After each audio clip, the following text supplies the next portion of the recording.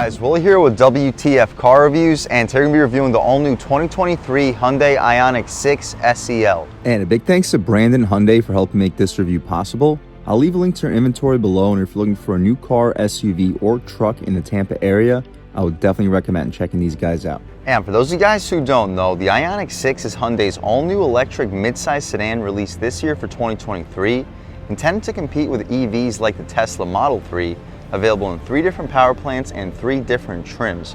Starting with the base SE standard range with a 53 kilowatt-hour battery, cranking out a pretty low 149 horsepower, but a pretty beefy 258 pound-feet of torque, enough to get the car to 60 around 7 seconds. The long-range trims, SE and up, get a 77.4 kilowatt-hour battery, cranking out a more beefy 225 horsepower and a claimed 258 pound-feet of torque, enough to get 361 miles of range and a 0 to 60 time of 6.2 seconds according to Car and Driver. The dual motor cranks out a much healthier 320 horsepower, 446 pound-feet of torque, and can do 60 around 5 seconds claimed by Hyundai. And here we have the SEL sitting right in the middle of the 3 trims, powered by the rear-wheel drive long-range motor, which is also sitting right in the middle of the pack with a base price of $47,700. What else we get for that money?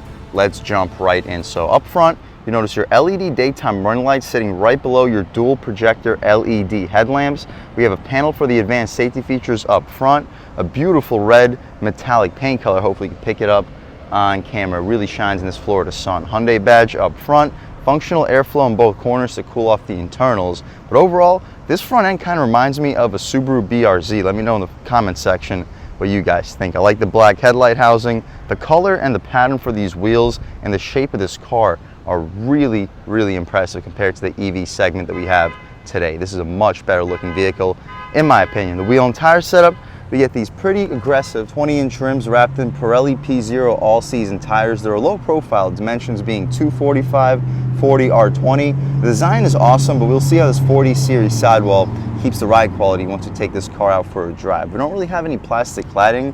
There's a small strip up front, a little bit for the rocker panel side skirt area, but overall the body color theme here is beautiful. We have a small LED turn signal on the mirror, body color mirror with a black contrast. We get blind spot monitoring on the glass. We get smart access for the driver and the front passenger. When you're standing close to the door with the keys in your pocket, check it out. The door kind of pops out ready to be opened. You can just simply close it up and the car locks up as well. But the car is currently on, so it shouldn't lock up. You just simply push it up and open the door. Pretty easy process. I like the black trim for the mirror trim. No shiny chrome really anywhere on this premium electric sedan. We take a quick look at the window sticker for this 2023 Ioniq 6 SEL long range with a 20-inch wheels. So base price $47,700. You can see all the standard features that come along with it. We pay an additional $55 for the cargo net. Cargo trays $120, $30 for the first aid kit. All season floor liners, that's a nice feature for $220. $75 for the bumper applique or applique. $70 for the wheel locks, $11.15 for the destination. Totals us out at $49,385. 117 mpge, 129 in the city, 105 in the highway, 305 miles of claim range since we have the 20-inch wheels. The SE long range gets up to 361. Charge time 7.5 hours, I believe, for 18 minutes. And an 18-minute charge, you can get up to 200 miles of total range according to Car and Driver. The rear wheel and tire setup, same thing as up front. Smaller brake calipers, the only difference. The rear design is really funky. Here I see some Porsche Carrera inspiration from like the 90s. Let me know in the comment section what you guys think. Really aggressive rear end. Full LED taillights, Ioniq 6 badging, backup camera right above that, Hyundai badge, and a really aggressive deck lid spoiler. It's like a 2-tier spoiler. We have this large black one and this small body colored one sitting right behind it. Full rear parking sensing. Shout out Brandon Hyundai in Tampa, Florida for helping make this review possible. Reverse lights and reflectors in the lower corners. Of course, we're not going to fire up this EV. There's nothing to really hear. Once you're in sport mode though, the EV makes a little bit of a noise. We'll check that out once we take it out for a drive. We'll see if we can pop open the front, see what's going on underneath there, see if there's additional storage, battery housing, whatever's going on underneath there. Let's take a step over here and check it out. So right in front of the Hyundai badge is a latch. We get hydraulic struts, which is nice. A small little storage compartment, really not a whole lot to do here. It's housing your internals, your washer fluid. You can house the washer fluid, keep some here handy at all times, some extra motor oil, some jumper cables, whatnot. This is a good location for it. Not a whole lot else to see though. We get an aluminum stick connecting your two strut towers, which will help the handling quite a bit.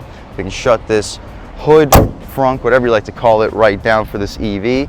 Take a step to the side, check out this interior, and see what we get with a mid SEL long range trim rear wheel drive with the 20-inch wheels. So taking a step inside again, we get the smart access for the driver and the front passenger. Soft materials for the entire door panel, gushy soft for the armrest, solid storage in between the door panel and the armrest.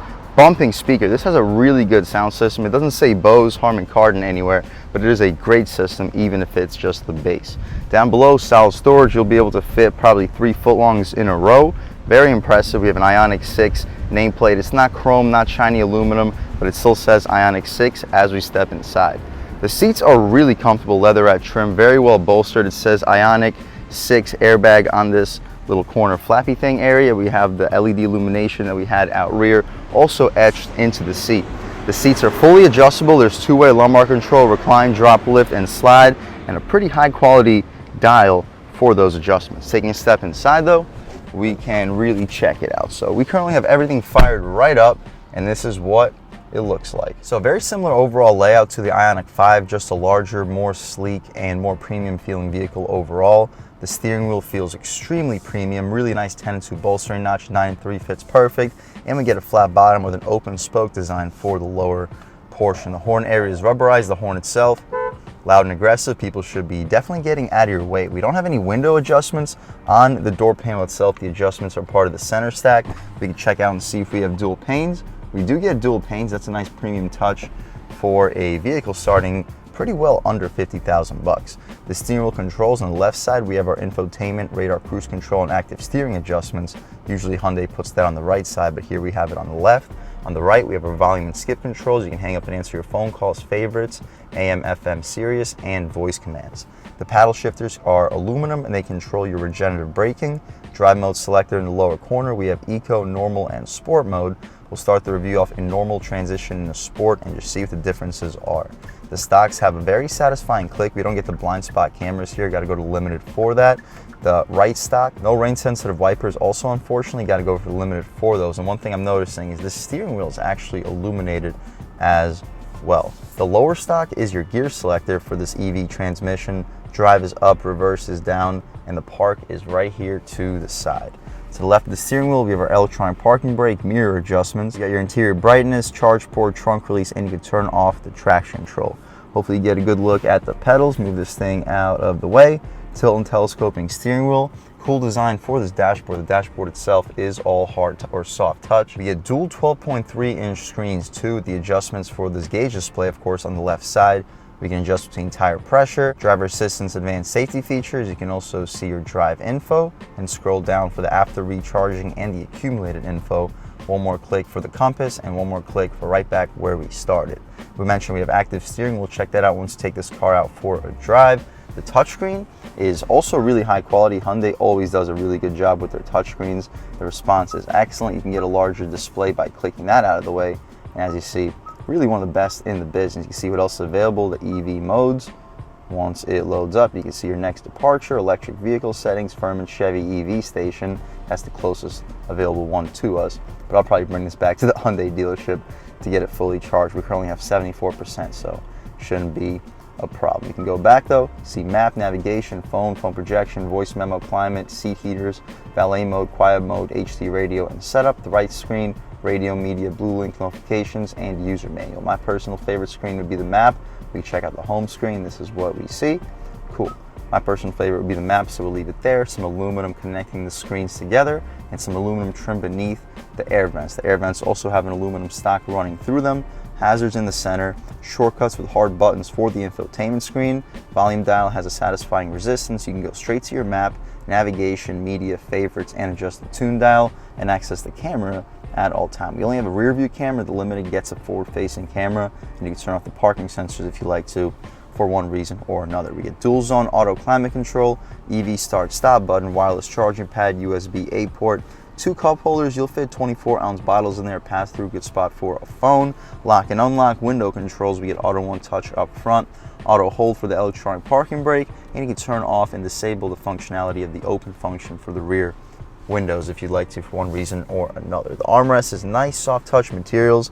We get more storage down below. I'll try to angle this camera for you guys, show you everything that we have over here. That's where we have our 12 volt. Hopefully you can pick it up on camera. The center console armrest, we get a nice storage pocket for some keys, wallet, phone. In here you'll fit probably 5 1-liter bottles of soda with 2 USB-C ports in there. The glove box is damp, not lined with felt, but it's decently large. It goes in pretty deep with 2 tiers. You'll fit probably 20 to 23 license plates. You'll fit 2 pairs of shoes in there with no problem. You get a basically frameless auto-dimming rear view mirror with 3 garage HomeLink settings on it.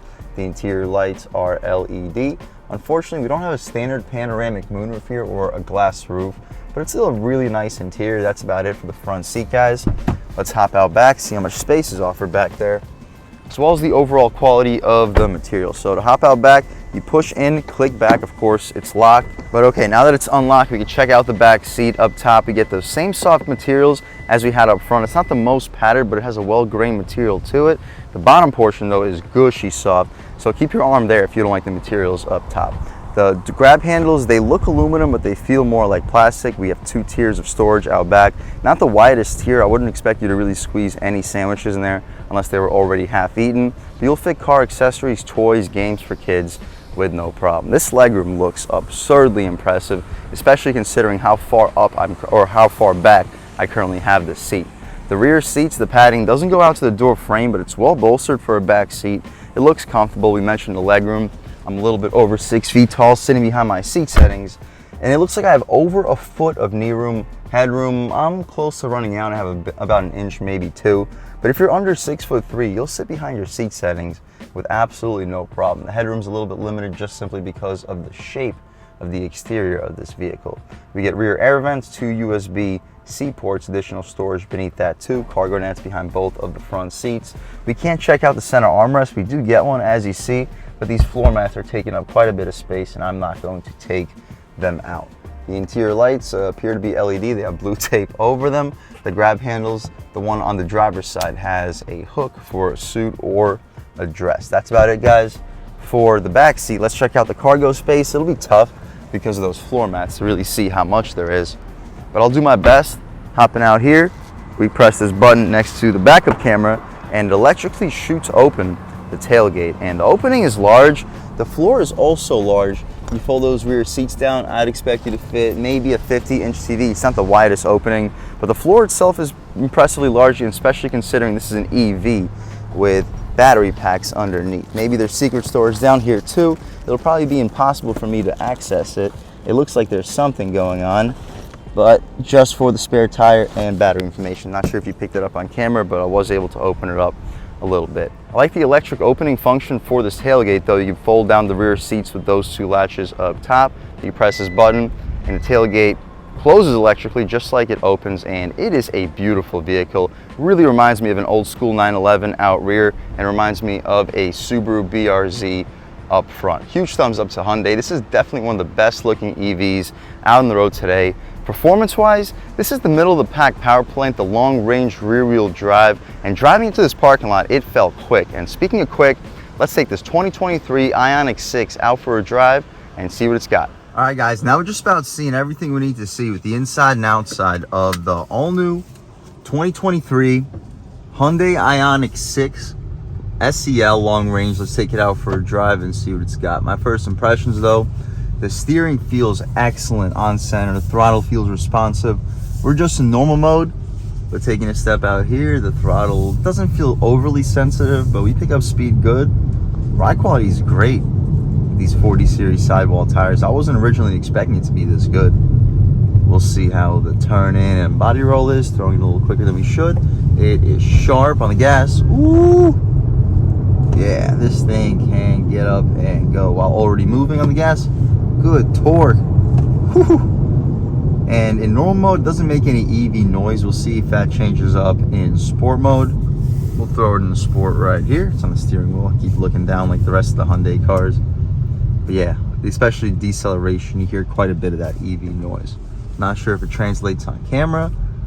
Let this guy get a little bit of space, about half throttle. Ooh, sport mode makes it way more sensitive. Half throttle in sport feels like full throttle in normal mode. We can take a step right here, do a little handling test once we're situated. Okay, let's go. Woo! Wow, this thing can handle so well. Big bump. Woo! Really good composure. Good Lord.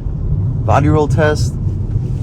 Wow, it is so limited thanks to these battery packs helping us with the center of gravity. Big bump.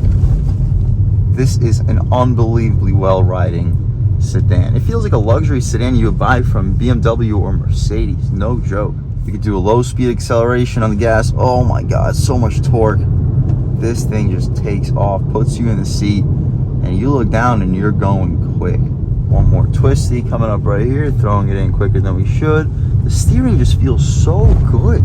Such good throttle response, such a quick vehicle overall. We could try an acceleration off the line once we get situated right here. We'll cross over to the other side of the road because there's a little bit of bumps in this middle portion. We wouldn't want it to step out or feel a little out of control. But right here, off the line, sport mode, and on the gas. Oh yeah, we're on the throttle. Woohoo! Rocket ship. I can only imagine how much quicker the dual motor would feel. Got a guy coming, so we're not gonna hit this too quick. Make sure no one else is coming. Okay, throwing it. Woo! Now yeah, whoop, stepped out a little bit. A lot of power here with this rear wheel drive, even with this single motor. Woo! We've had the regenerative braking this whole time in its level 1 mode. Now we're gonna try it with the I pedal on in the most aggressive regen braking. So on the gas, letting off the gas, and it's basically like on the brakes. I'm sure the brake lights are currently on because watch this. After about 20 feet, we come to a complete stop. That is impressive. And from the complete stop on the gas, and it just takes off on the throttle. I keep calling it a gas, but it just takes off regardless. The problem with this I pedal, yes, you'll slow down for stop signs without the brake, but you'll slow down regardless without the brake. Meaning if you just are used to driving in a cruising fashion, like gas, off gas, gas, off gas, that's not going to work here with this iDrive because you're going to be going back and forth every time you're on and off of the throttle. But we'll take it out of sport. Well, one more time, we'll do an acceleration here in sport onto this highway. Open her up a little bit more one time, then take it out of sport. Taking a step right here.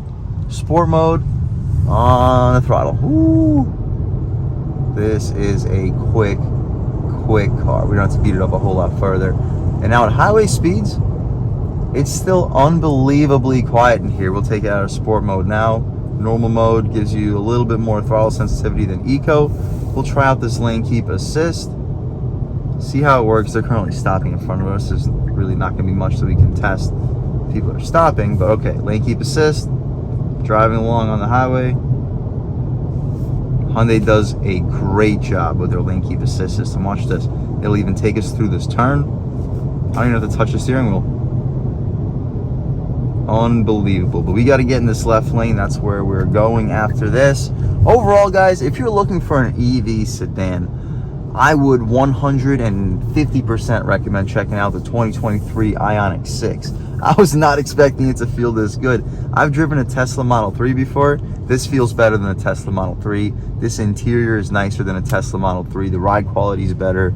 The styling is monumentally better, not even remotely close. This iDrive system, I'm still yet to touch the brake pedal. I'm cruising with the gas on right now just so I don't come to a complete stop. Take my foot off the gas, we're at a complete stop.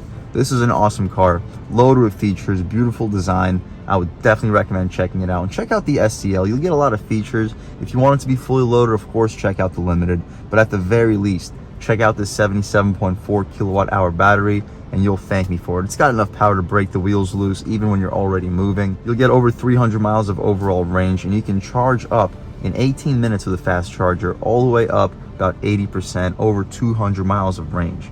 Yeah, guys, I would definitely recommend checking out the 2023 Ioniq 6. And a big thanks to Jonathan at Brandon Hyundai in Tampa, Florida for helping make this review possible. I'll leave a link to their inventory below, and if you're looking for a new car, SUV, or truck in the Tampa area, I would definitely recommend checking these guys out. And huge thanks to all of you for watching. I had a great time making this video. If you're new to the channel, please subscribe. If you've already subscribed, thank you so much. You guys know the channel is just not possible without you, and I really appreciate the constant support. But again, if you haven't subscribed yet, please subscribe. Leave a like too. It really helps me out the YouTube algorithm. That's how these videos get promoted to new people.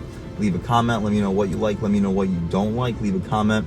Let me know if there's any specific cars, SUVs, or trucks you want to see reviewed on this channel, and I'll definitely try getting those videos for you ASAP. But other than that, again, thank you guys so much for watching, and I hope all of you have a great day.